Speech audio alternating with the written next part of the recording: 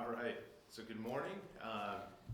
Christmas Sunday. So Christmas season is upon us, and Christmas is on Friday. Last week we finished up the book of James. So this week we're going to start a new book. And, I thought that the book of James was very practical in that it taught us a lot in a different variety of topics about life and things that we're going to encounter throughout our life on a pretty regular basis. So another book that is similar is the book of Proverbs. So we're going to endeavor to go through the book of Proverbs. And are you guys doing that in school? No, we've just done our own so many times. You just did it where? We had to read it in school, Oh, 2 good. years ago, 8 billion. Well, you guys will be the experts then with all the different things we'll talk about. So, what's that? Today's the 20th. Oh, 3 years ago. I was like, I only have to read it. All right, so today we're just going to go over the introduction about what the book of Proverbs is and sort of what the entire book covers. And then we're going to just delve into the first few verses in chapter 1. So the title for our talk today, Proverbs, Laws from Heaven for Life on Earth. Right after Psalms. Just after the middle of the Bible.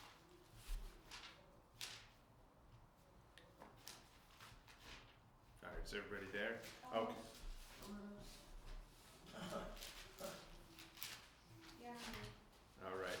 So, just by way of introduction, one of the reasons why Proverbs is still an important book in the Bible, all 66 books are important, but the book of Proverbs is still, despite the fact that it was written over 2,500 years ago, it's still modern. It's still current because some of the same topics that Solomon covered in the book of Proverbs are still applicable today. Morality, what a good woman looks like, how to discern what is right and wrong, what morality is, good relationships. All of these things that we encounter on a daily basis are important for us to know. It's also geared towards you guys. The book of Proverbs is written for younger generation. Now, obviously, it's profitable. The entire Bible is profitable for everybody. But Solomon was writing it for the youth of Israel and all those that would read it. So it's applicable to the teen group. It deals with today's problems. And some say that, again, it's written for the youth, but we know that anybody can understand it. But it was written so that we don't make the same mistakes as those that went before us. So the purpose of the entire book of Proverbs is in the first 7 verses, which we're going to cover in a minute. But let's pause now and just read those. Let's read those first 7 verses. We'll go in reverse order today. We'll start with Aisha. The Proverbs of Solomon, the son of David, king of Israel. Jasmine, verse 2. To know wisdom and instruction, to receive the words of understanding. To receive the instruction of wisdom, justice, and judgment, and keep quiet. To give subtlety to the simple, to the young man knowledge and discretion. A wise man will hear and will increase learning, and a man of understanding shall attain unto wise counsels. To understand a proverb and the interpretation, the words of the wise and their dark sayings. The fear of the Lord is the beginning of knowledge, but fools despise wisdom and instruction. So it says right there in those first few verses that we read, the purpose. What is the purpose of the book of Proverbs? Wisdom. So that To know we will wisdom and know. instruction. Yeah. The fear of the Lord is the beginning of knowledge. It's the beginning of knowledge. It's also, he goes over it again in Proverbs 9, verse 10, where it says, the fear of the Lord is the beginning of wisdom, and knowledge of the holy is understanding. So we know that to give wisdom and understanding to young people is a way to help instruct so that we can understand in the book of Proverbs how to find true blessedness in life, and also how to escape the snares and pitfalls of sin. So let's start off a little bit more basic. What is a proverb? What is a proverb besides a book in the Bible? A wise saying. A wise saying. Okay, that's true. I'll agree with that. Samuel? A book that was written by Solomon. Besides the book in the Bible. Yeah. What is a proverb? It's a wise saying. A Okay. short, witty saying that gives a lot of instruction or something like that. All right, so I'll agree with the first part. It's a wise statement, a statement of wisdom, and it's often worded in a clever way to make it easier to remember. And there's a lot of different types of proverbs that we'll find in this book in terms of the way the proverb is set up. We're not going to get into that because I think the content of what's being said is more important than understanding some of the literary significance.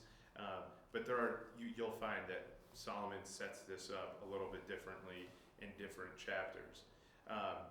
In some ways, as I said, it's very similar to the book of James in the way that it covers a wide variety of everyday topics.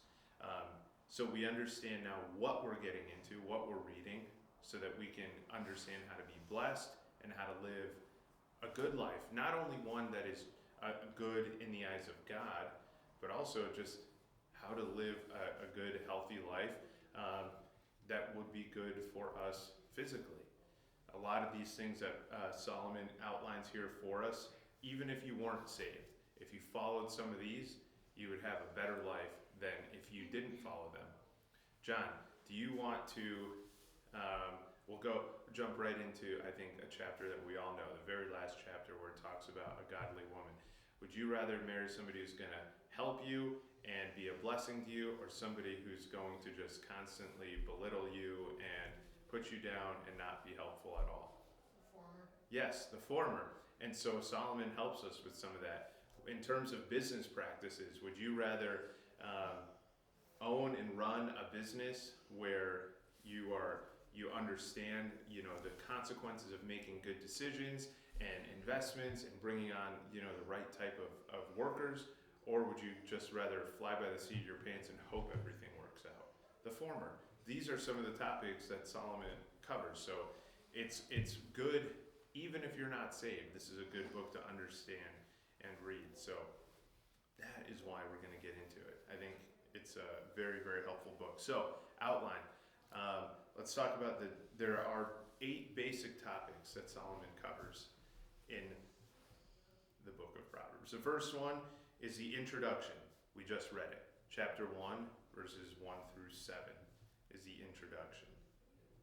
The next thing he covers in chapter 1, verse 8, all the way through chapter 9, verse 18, is wisdom and folly. Wisdom and folly. What's folly? Bad decisions, things that are going to get you into trouble. Foolishness. It goes from Ch- verse 8 to what? 1:8 through the end of chapter 9. All right, the next topic that he covers is practical morality. And that goes from chapter 10 all the way through chapter 22, verse 16.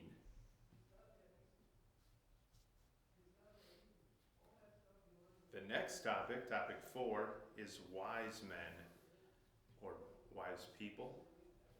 And that goes from chapter 22, verse 17, all the way through the end of chapter 24.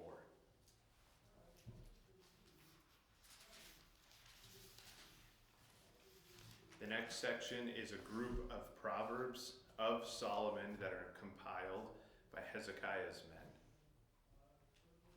That's chapter 25 through the end of chapter 29.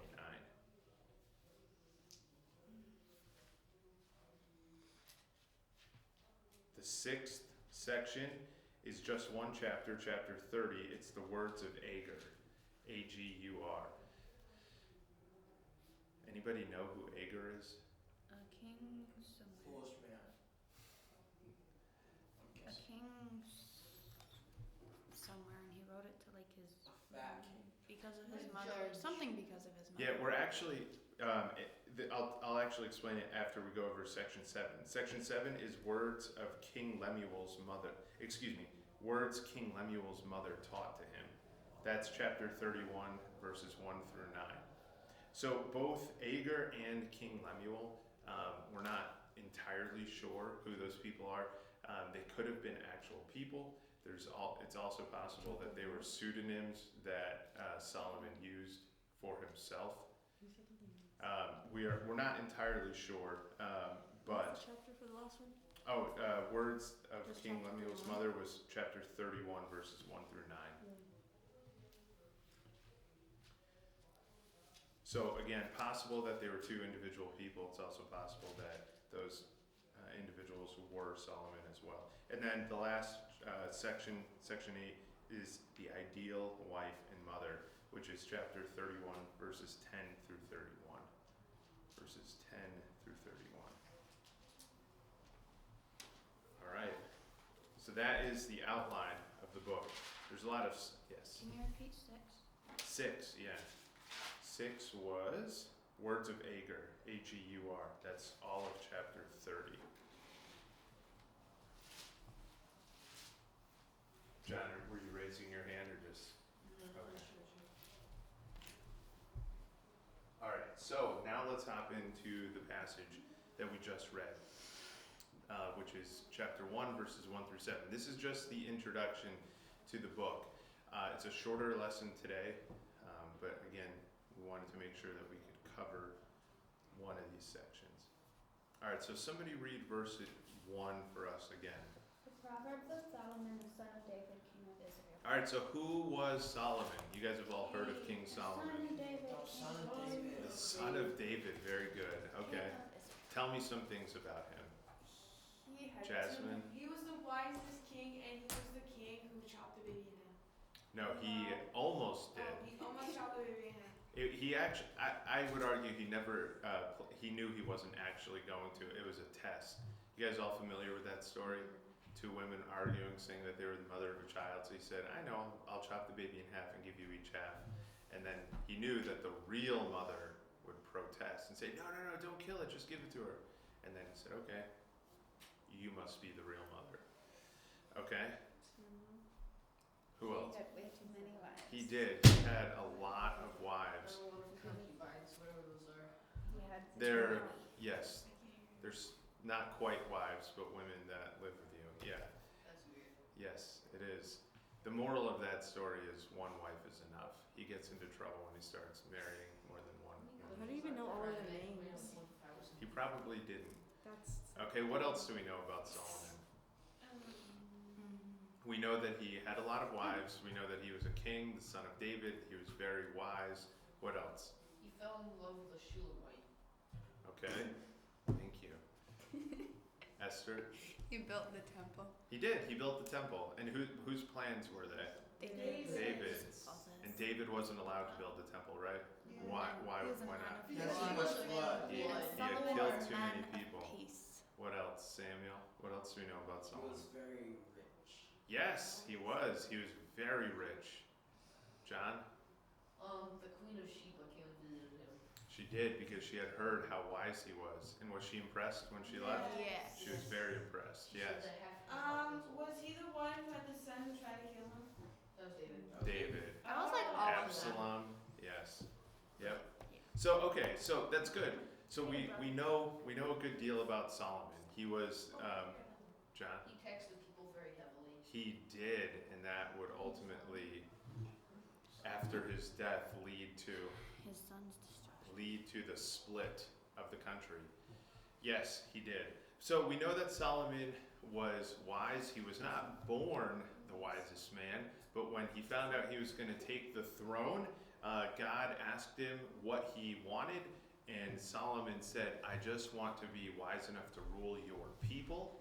And God said, because you have asked for this, for wisdom to rule my people, he gave him not just smarts, but he made him the wisest man on earth.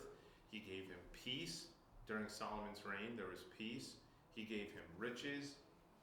So God truly, truly blessed him. But he was also perhaps the most honored king because because of all of those attributes that we just talked about. But he was certainly, as was said, he was certainly the richest and wisest of all the kings of Israel. All right, let's read verses 2 and 3 together. To know wisdom and instruction, to receive the words of understanding, to receive the instruction of wisdom, justice and judgment, and equity. Equity, very good. All right. So we just read 2 and 3, but all of verses 2 through 6 tell us why he wrote Proverbs. So he did it to provide practical wisdom for the living and management of life. To provide practical wisdom for the living and management of life.